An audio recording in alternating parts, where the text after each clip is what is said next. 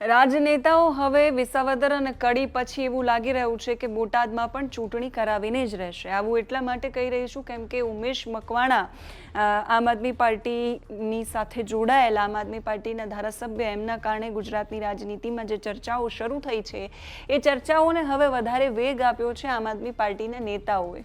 ગોપાલભાઈ ઇટાલિયાને સવાલ કરવામાં આવ્યો કે ઉમેશભાઈ મકવાણાએ રાજીનામું આપ્યું છે, તમે શું માની રહ્યા છો? અને ગોપાલભાઈ ઇટાલિયાએ સીધા જ ભારતીય જનતા પાર્ટીના પ્રદેશ પ્રમુખ ગુજરાતના અને કેન્દ્રીય જળ શક્તિ મંત્રી CR પાટીલને આડે હાથ લીધા છે. એમણે કહ્યું છે કે વિસાવદરની ચૂંટણીમાં જે હાર થઈ એ હાર પછી CR પાટીલને ગુસ્સો આવ્યો છે અને એ ગુસ્સો આવ્યો છે એના કારણે બદલો લેવા માંગી રહ્યા છે ને એટલે જ ઉમેશભાઈ મકવાણા પાસે આ ખેલ કરાવ્યા છે.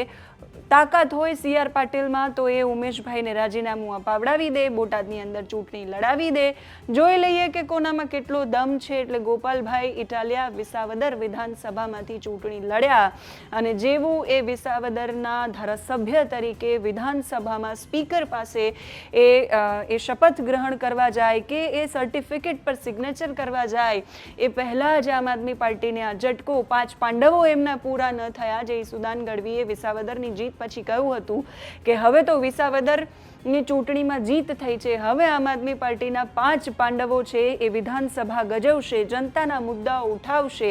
પણ એમાંથી એક પાંડવ ખરી પડ્યો અને એ પાંડવ એટલે એમને આખી રણનીતિ એવી રીતે અપનાવી કે પ્રાથમિક સભ્ય પદેથી રાજીનામું ન આપ્યું, બાકીના જેટલા પણ એમને હોદ્દાઓ સોંપવામાં આવ્યા હતા એના પરથી એમને રાજીનામું આપી દીધું. આમ આદમી પાર્ટીના તમામ નેતાઓએ એમને મનાવ્યા, એમને સમજાવ્યા, પણ એ ન માન્યા એટલે 5 વર્ષ માટે એમને સસ્પેન્ડ કરી દેવામાં આવ્યા. હવે આમ આદમી પાર્ટીના નેતાઓ કહી રહ્યા છે કે જો એ આમ આદમી પાર્ટીમાં રહી અને ભારતીય જનતા પાર્ટીનું કામ કરશે તો એવું અમે ચલાવી નહીં લઈએ. નહીં ચલાવી લેવામાં આવે તો આગળ શું કરશે એ સાંભળો ગોપાલભાઈ ઇટાલિયા પાસેથી. વિસાવદર વિધાનસભાની ચૂંટણીમાં જનતાએ CR પાટીલને શરમજનક રીતે અને ભૂંડી રીતે હરાવ્યા એ વાતથી એને ગુસ્સો આવ્યો છે અને CR પાટીલ ઉમેશ મકવાણાના ખભા ઉપર બંદૂક રાખી અને આ કાંડને કરાવી રહ્યા છે. મારી CR પાટીલની એક જ ચેલેન્જ છે, કેમ કે ગુજરાત આખામાં ધારાસભ્યો તોડવા ફોડવા ખરીદવાની દુકાન માત્ર ને માત્ર CR પાટીલ ચલાવે છે. એટલે ઉમેશ મકવાણા પણ જો હવે ભાજપમાં જવાનું અથવા આમ આદમી પાર્ટી સાથે જોડાયેલા રહી અને ભાજપનું કામ કરવાનું વિચારતા હોય તો એની પાછળનો દોરી સંચાર CR પાટીલના હાથમાં છે. CR પાટીલને ખુલ્લી ચેલેન્જ છે મારી કે આ બધા કૃત્ય કરવાના બદલે જો CR પાટીલમાં હિંમત હોય તો ધારાસભ્ય ઉમેશ મકવાણા પાસેથી એકવાર રાજીનામું અપાવી દે અને આવે બોટાદની ચૂંટણીમાં. અમે જોઈએ છે કે CR પાટીલમાં કેટલો દમ છે. એટલે વિસાવદર વિધાનસભાની ચૂંટણીની ખીજ દાજ CR પાટીલ કોકના ખભે રાખીને ઉતારે છે. એવું કરવાના બદલે ધારાસભ્ય રાજીનામું આપી દે, પછી અમે જોઈએ છે શું થાય છે.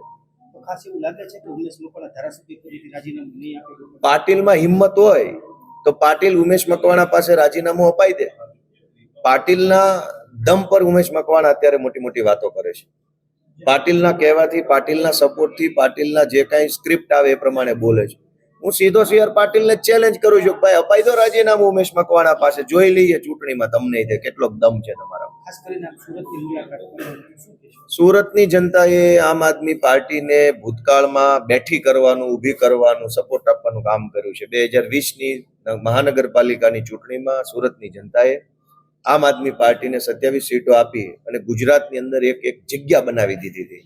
અમે સુરતની જનતાના ઋણી છીએ. આજે જ્યારે સુરતમાં ખાડીપુર છે, જનતા દુઃખી છે, પીડિત છે, જનતાને આગેવાનના સહયોગની જરૂર છે, સહકારની જરૂર છે, ત્યારે મેં નિર્ણય કર્યો છે, હું અને અમારી આખી ટીમ આવતીકાલે સુરત જઈશું અને ખાડીપુરથી પ્રભાવિત વિસ્તારોમાં પીડિત લોકોની મુલાકાત કરી તંત્રનું ધ્યાન દોરવા માટે અને લોકોને સહયોગ આપવા માટેનું કામ કરીશું.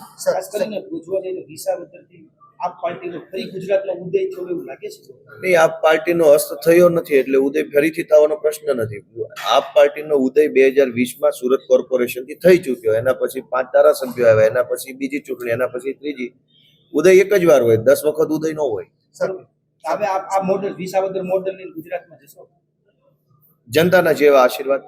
સર, ડેમોક્રેટિક પોલિટિક્સમાં આમ આદમી પાર્ટીએ ઉમેશ મકવાણાને સસ્પેન્ડ કર્યા. હમ. ઉમેશ મકવાણાએ પોતાની રીતે પાર્ટીના તમામ મુદ્દા પરથી રાજીનામું આપ્યું. વિધાનસભાની એક ડેમોક્રેસી છે, પાર્ટીના ચૂંટાયેલા ધારાસભ્ય છે.